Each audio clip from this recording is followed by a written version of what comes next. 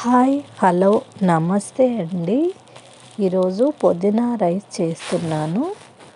ముందుగా మనం రైస్ని ఉడకపెట్టి ఉంచుకోవాలి. నేను ఒక గిద్ద బియ్యానికి తయారు చేసి చూపిస్తున్నాను. దీంట్లోకి ఒక అరకట్ట పుదీనా సరిపోతుంది. ఆయిల్ పెట్టుకొని అందులో కొంచెం ఆనియన్ వేసాను. ఇష్టమున్న టమాటా వేయకూడదండి, టమాటా వేస్తే బాగుండదు.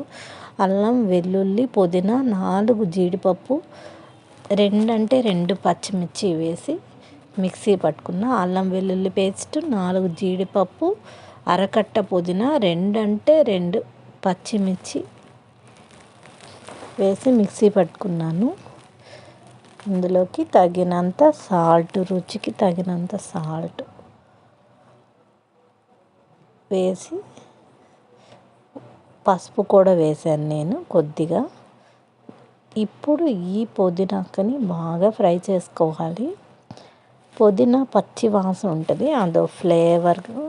ఆ పచ్చి వాసన పోయేదాకా మనం చక్కగా వేపుకోవాలి. ఆయిల్ పైకి వచ్చింది. ఇప్పుడు నేను కొంచెం లిటిల్ బిట్ వాటర్ వేసా. వాటర్లో కూడా ఉడికితే పుదీనా ఫ్లేవర్ బాగుంటుంది.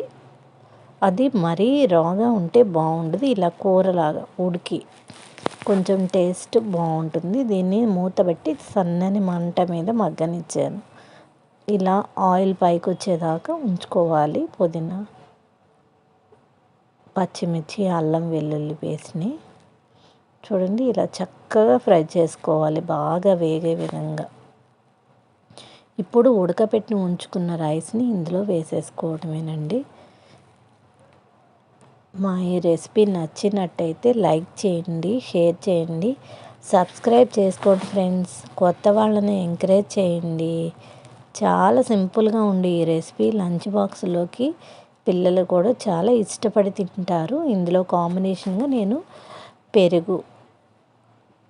పెరుగుతో చట్నీ, ఆమ్లెట్ వేసుకున్నాను.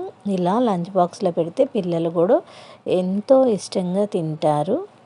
హెల్దీ టేస్టీ పుదీనా rice recipe ready. Thanks for watching.